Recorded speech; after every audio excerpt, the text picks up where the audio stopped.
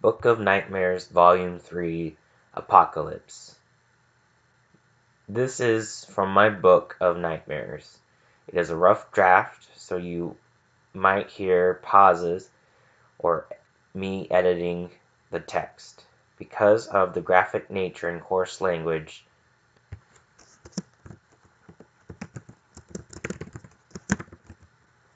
some of this book is TVMA. This is not good for headphone listeners as there will be yelling. Sincerely, Hemoglobin.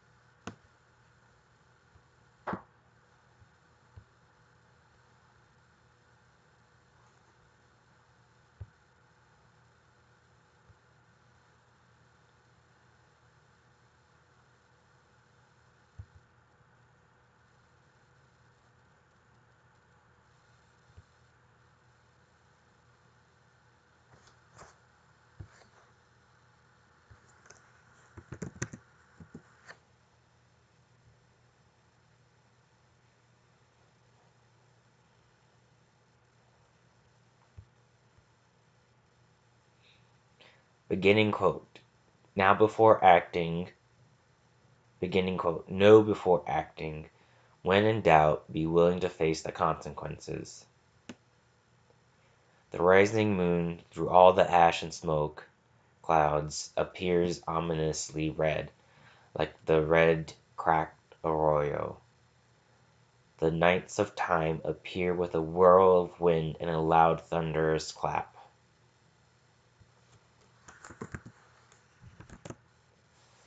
Joseph falls to the ground and passes out, while Sarah, Amy, and Matthew stagger and stumble.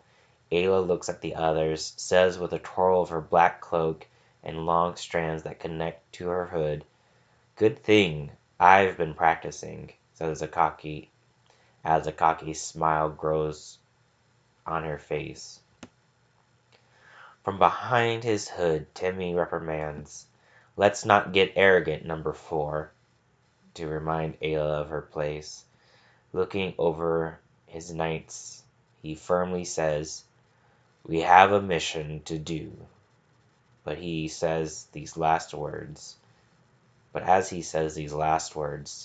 Timmy looks beyond his knights at the looming Castle Crepuscule, with carved figures in the black, gray, and white facade. In the dry air, a still smoldering ember crosses in front of Timmy. Taking a deep breath, he slowly turns and looks at the tragic scene and slowly exhales.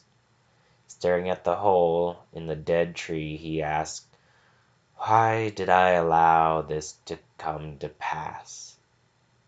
Momentarily forgetting the others, Joseph sits up and tries to see where Timmy is looking. They are standing in front of a gnarled oak tree. I guess I should say tree. That has long since been silenced by drought.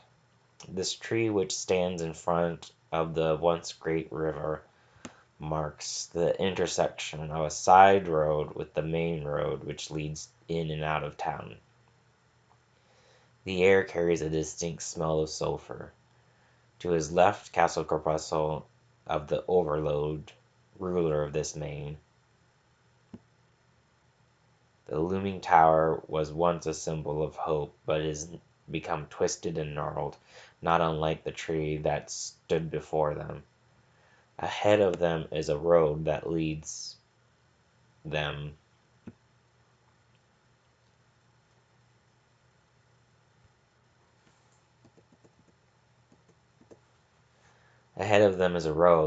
to the heart of the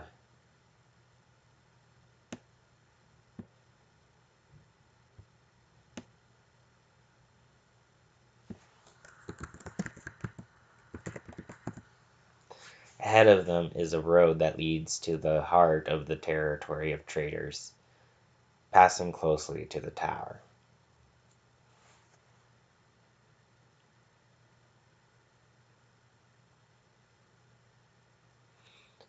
Keep turning to the right, and the once blossoming town comes into view.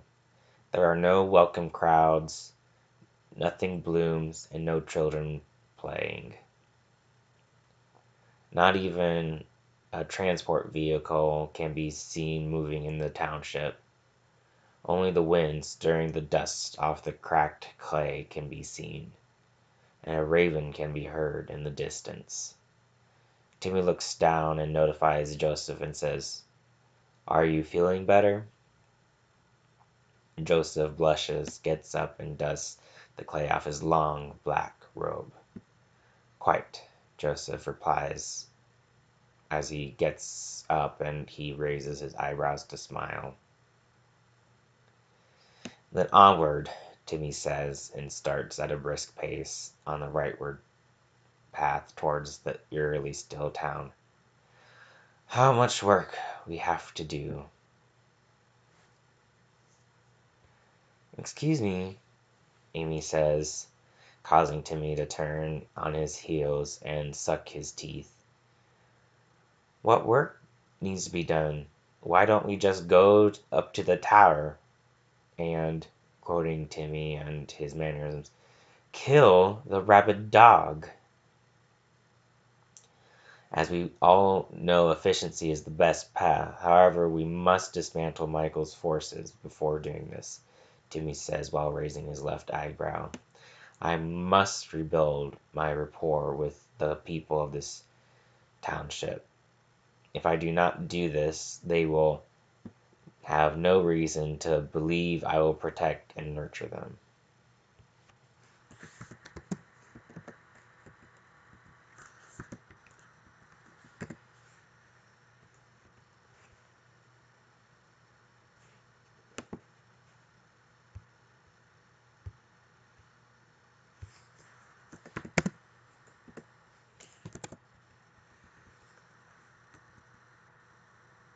"I must show them that I care about everyone in this new domain, even those that have opposed us for our beliefs.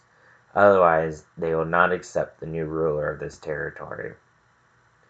As Timmy turns on his heels, Amy says under her breath, "Ah, what an interesting notion." "Don't be too hard on yourself. You asked a good question," says Matthew, catching up with Amy. "Like I was going to be hard on myself," she says, laughing, causing Matthew to smile. The 6 people walk down the still street. Their shoes echo as the soles hit the cracked and scarred road. The sun is getting low in the sky. Though the air is hot, it is also dry, quickly wicking away any perspiration. One by one, the members think how thirsty they are becoming. Timmy hears them, though they say nothing. He says, "Let's stop at a house and ask for refreshment and rest in exchange for payment." "Thank God," says Sarah as she turns left and heads to the first house on her path. Timmy quickly grabs her and says, "What are you doing? What do you think you are doing?" Sarah turns around quickly and gets a look from her leader's eye. Her forehead wrinkles. She pouts and says, "But I thought we were getting water."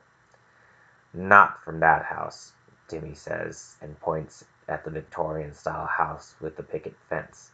"This house looks the best on the block for a reason. These people killed and tortured us after drugging our lemonade." Again, Tommy hears his knights without having to say a word. Looking at each of them, he says, "In due time, I will show you to whom the owners of this house obey." While Timmy points at the house, he glimpses at a white lace curtain moving back to his to its hanging position. "No, we must go 2 blocks and the third house on the right. This will be our best bet," he says, waving his finger at Sarah. Sarah's eyes watching the finger. Timmy says, "Oh, right," and retracts his finger. On we go. Timmy starts playing his old childhood song in his head to replace the darkness that has entered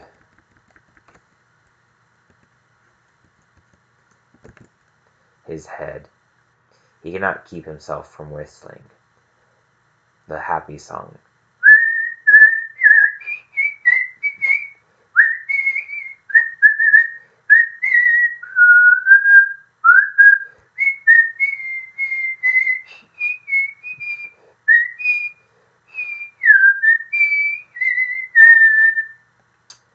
The team continues to walk down the street, but Timmy is the only one truly smiling.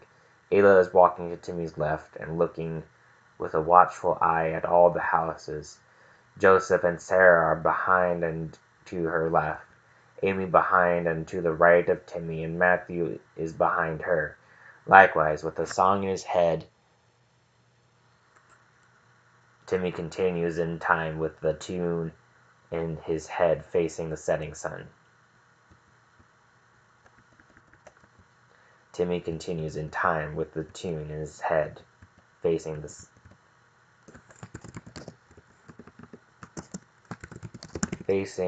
setting sun. Timmy continues in time with the tune in his head. Continues with the tune.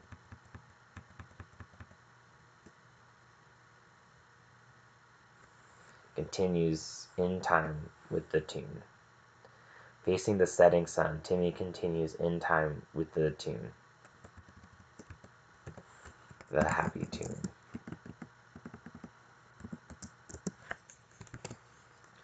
Although the sun is setting, it still makes him feel warm. This warmth gives him hope.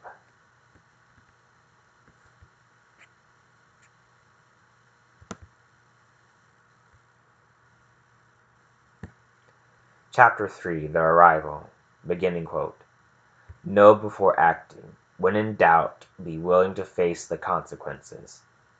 The rising moon through all the ash and smoke clouds appears ominously red, like the red cracked arroyo. The nights of time appear with a whirl of wind and a loud thunderous clap. Joseph falls to the ground and passes out while Sarah, Amy, and Matthew stagger and stumble. Ayla looks at the others and says, with a twirl of her black cloak and long strands that connect to her hood, "Good thing I've been practicing," as a cocky smile grows on her face. From behind his hood, Timmy reprimands, "Let's not get arrogant, number 4, to remind Ayla of her place. Looking over the knights, he firmly says, "We have a mission to do." But as he says these last words, Timmy looks beyond his knights at the looming castle crepuscular, with carved figures in the black, gray, and white facade. In the dry air, a still smoldering ember crosses in front of Timmy. Taking in a breath, he slowly turns and looks at the tragic scene and slowly exhales. Staring at the hole in the dead tree, he asks, "Why did I allow this to come to pass?" Momentarily forgetting the others.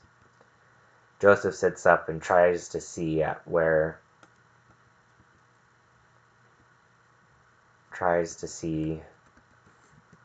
Timmy is looking. They are standing in front of the gnarled oak tree that has long since been silenced by drought.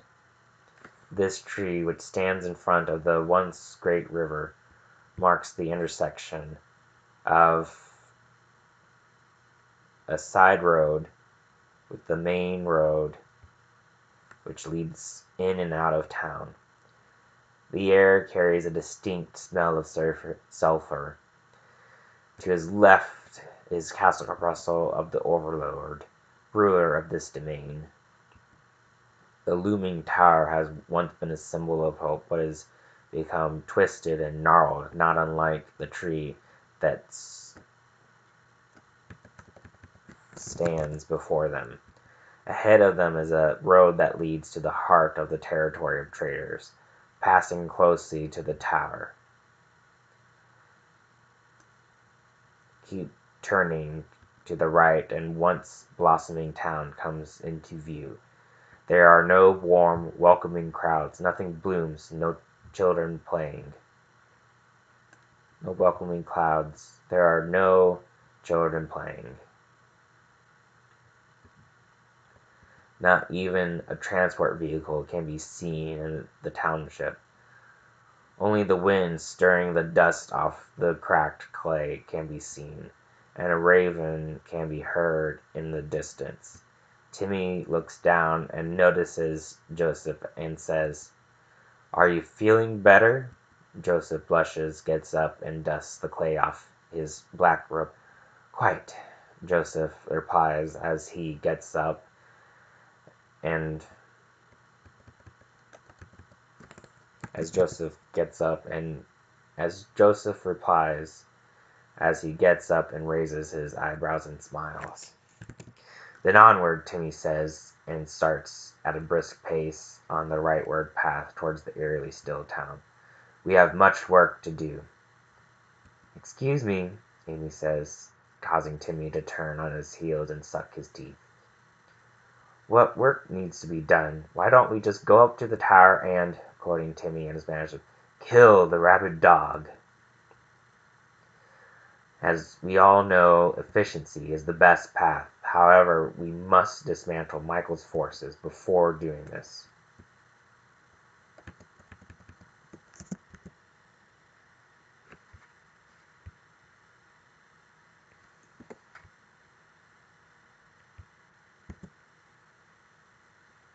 I must rebuild my rapport with the people of this township.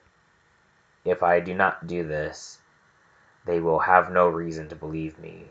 I will protect and nurture them. I must show them I care about everyone in my new domain, even those that once opposed us and our beliefs. Otherwise, they will not accept the new ruler of this territory. As Timmy turns on his heels, Amy says under her breath, "Ah, that was an interesting notion." "Don't be too hard on yourself. You asked a good question," says Matthew, catching up with Amy. "Like I was going to be hard on myself," she says, laughing, causing Matthew to smile. The 6 people brusquely walk down the still street. Their shoes echo as the soles hit the cracked and scarred road. The sun is getting low in the sky. Though the air is hot, it is also dry, quickly wicking away any perspiration. One by one, the members think how thirsty they are becoming. Timmy hears them, though they say nothing. He says, "Let's stop at a house and ask for refreshments and rest in exchange for payment." "Thank God," says Sarah as she turns left and heads to the first house in her path. Timmy quickly grabs her and says, "What are you doing? Where do you think you are going?" Sarah turns around quickly and gets a look at her leader's eyes. Her forehead wrinkles. She pouts and says, "But I thought we're getting water." "Not from that house," Timmy says, and points at a Victorian-style house with a picket fence. "This house looks the best on the block for a reason. These people killed and tortured us after drugging our lemonade." Again Timmy hears his knights without having to say a word. Looking to each of them, he says, "In due time I will show you to whom the owners of this house obey." While Timmy points at the house, his team glimpses a white lace curtain moving back to its hanging position. No, we must go 2 blocks and the third house on the right. This will be our best bet, he says, waving his finger at Sarah. Sarah's eyes watching his finger. Timmy says, "Oh, right," and retracts his finger. On we go. Timmy starts playing his old favorite childhood song. Timmy starts playing his old favorite childhood song in his head to replace the darkness that has entered his head. He cannot keep himself from whistling the happy song.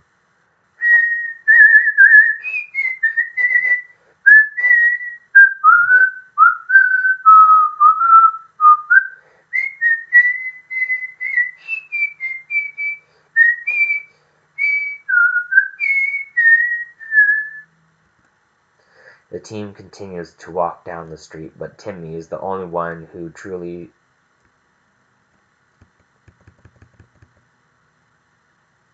The team continues to walk down the street, but Timmy is the only one who is truly smiling. Ayla is walking to Timmy's left and looking with a watchful eye at all the houses. Joseph and Sarah are behind and to her left. Amy behind and to the right of Timmy, and Matthew is behind her likewise. Facing the setting sun, Timmy continues in time with the happy tune. Although the sun is setting, it still makes him feel warm, and this warmth gives him hope.